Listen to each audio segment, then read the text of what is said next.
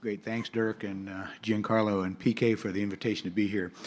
Case was a perfect setup for our talk, and that was entitled, not my title, Nonsense, Supera Rules Calcium. Here are my disclosures, which won't affect this talk. Well, I got this talk ready in New York City. I was reminded words of a great Yankee, Yogi Berra, as deja vu all over again. I say that because it was not long ago that I was in a formal debate with two of the guys up here, Brian D. Robertus and Bill Gray. And while these guys are obviously much more handsome than me and smarter than me, once again, I have to convince them that maybe they're not completely correct. So Brian and Bill, go ahead and take notes. So before we show why Supera may be the best in calcium, let's look at what other options we have. Well, here's what I think doesn't work in heavy calcium. POBA alone, certainly not. Angioplasty and DCB doesn't work in heavy calcium. Nitinol stents as a primary therapy doesn't work.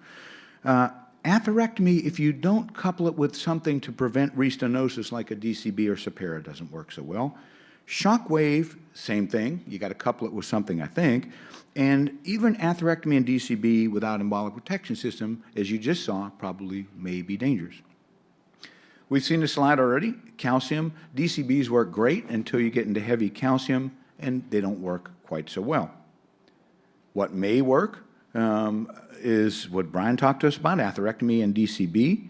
And again, you've seen this already, a small randomized trial of the atherectomy plus DCB versus DCB. Again, small numbers, but you can see that there wasn't a major difference, but there was maybe an advantage as you got into longer or severely calcified lesions, even more so when you looked at angiographic patency at 12 months instead of duplex. Furthermore, what you did see was that when you got a bigger lumen if you used atherectomy and heavy calcium, and that lumen was at the expense of removing plaque with the atherectomy. And furthermore, if you removed more, there was a signal that the patency, if you could get less than 30% with your atherectomy, may be better. And that's especially true angiographically. So I'll give you that. Now, although atherectomy and DCB sounds good, there's very little data. That we just showed you what there was.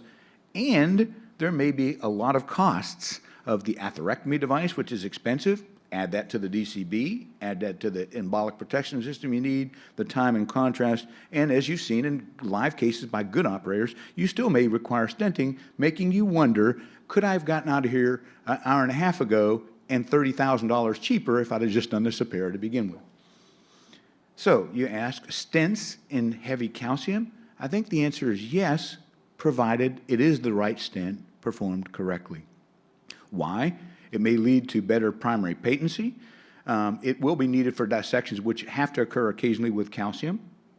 As you've seen, lesion preparation is absolutely paramount prior to putting in a stent. The lesion must have a confirmed dilatability before stent implantation, and we have to have a stent in calcium that has increased radial strength. And there is more of a role, I think, for atherectomy and distal embolic protection systems, whatever strategy you use with heavy calcium. Well, again, if we don't use a Supera, what other stents do we have? The nitinol slotted tube stents are hampered by poor radial strength, so they're subject to non-expansion of recoil and fractures in long lesions. You may say covered stents, they don't fracture, but they don't have great radial strength, and they have other issues as well, not making them, in my opinion, ideal for calcium. Supera is unique and markedly different from the other stents. The nitinol stents are laser cut from these nitinol tubes with an open cell design, compared to the Supera, which is an interwoven nitinol stent incorporating 6 pairs of nitinol wires into an interwoven helical pattern that has a closed cell unique geometry.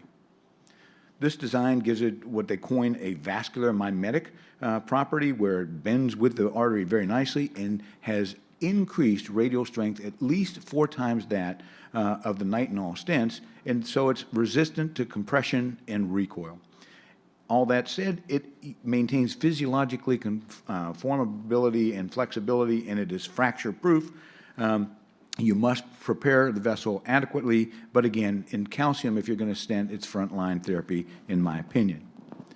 So what, you may say, Chris, show me some data at least, and I will. This is the IDE trial, the Superb trial, and you see in that cohort, 45% had severe calcium by the core lab, And you can see the primary patency by the strict Viva criteria was 89% at 1 year.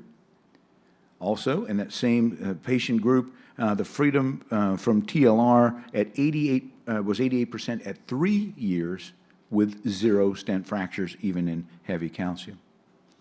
And again, this is what they look like when you bend the knee and in calcium, even in very long stents. So let's look at a couple cases here that are similar, not too dissimilar to what we just saw in the live cases, with heavy calcification extending in the adductor canal and into the popliteal often. Here is just the focal force, 6 millimeter balloons at 14 atmospheres. And then, as you saw with the deployment done nicely on live screen, this is what it looks like if you go slowly without post-dilatation in this heavy calcium. And again, this is what it looks like in heavy calcium without post-dilatation. And this is what it looks like IVUS and in the final results here. And this is the IVUS configuration, which I encourage you, if you haven't used it, compare the IVUS results in heavy calcium of a nitinol stent to Supera. It'll change your mind. This is the vascular mimetic in that same case. And look at how well it bends with and stays, keeps the vessel nicely open even in the bent knee configuration. Another not too dissimilar case, a CTO, heavy calcium, long disease. You can see the coral reef calcium. Sometimes you need to predilate to get devices down, like the distal protection in this case. Again, heavy emphasis on aggressive angioplasty up front. And again, if you do that, here is the stent going in the calcium, and here's how well it stands up. Measure it, but again, you can see the entire length of the calcium. Here was one area of small elongation like you saw in the last case. If you see that, make sure that you're prepped adequately. I re-prepped that and dilated that part. And then here's the result in that heavy calcium and the final results downstream. Here's a little different where it really rules the day, perhaps. Again, you see this dense calcium, and here there is common femoral artery and profunda disease. I'll skip over that, but there was a subtotal profunda occlusion that was calcified and the SFA calcification. Again, we did a little atherectomy with protection in the profunda, followed by DCB. This looked pretty easy, but it's heavily calcified. I can tell you, couldn't cross it. Had trouble getting devices down there and still couldn't cross it from antegrade. And I was continuing to make that thing worse. So here we're going retrograde. Still had a little bit of issues crossing it. A little cart technique, again, learned from watching a gentleman in Leipzig. And then we were able to cross it and externalize a wire. But then watch what happens as we go. It looks worse and worse every time I hit it with a balloon. Again, worse and worse every time, no matter how aggressive we get. And now we're getting to the point where I'm a little afraid to go up to 7 and 8 atmospheres. And again, learned watching a gentleman in Germany. This is actually the pave and crack where you can use a Viabond stent in here to give a little protection in this area before getting more aggressive. I will say that adventitial lidocaine helps as well as fentanyl helps. And then this is Supera going inside of that for the radial strength, and you can see how well it conforms up here. And final results in that lesion, and then in the bifurcation up here and the lesion downstream. Last case, sometimes, popliteal is very well suited for this technology. Here's a heavy calcium seen here. Again, sometimes vessel prep is good. This was a short focal, heavily calcified, so we did do CSI, orbital atherectomy with the protection. It's improving.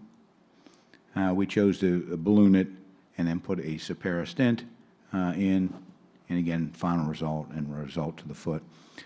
So in conclusion, I think the Supera stent has unique characteristics, helping it to perform extremely well in heavily calcified lesions, such that it is potentially, in my opinion, frontline therapy for these lesions, or certainly needs to be in your armamentarium. aggressive, documented pre-treatment, as you've seen throughout the cases, and proper deployment techniques are essential for optimal results in lesions that are appropriately treated. And I'd like to thank you again for your attention.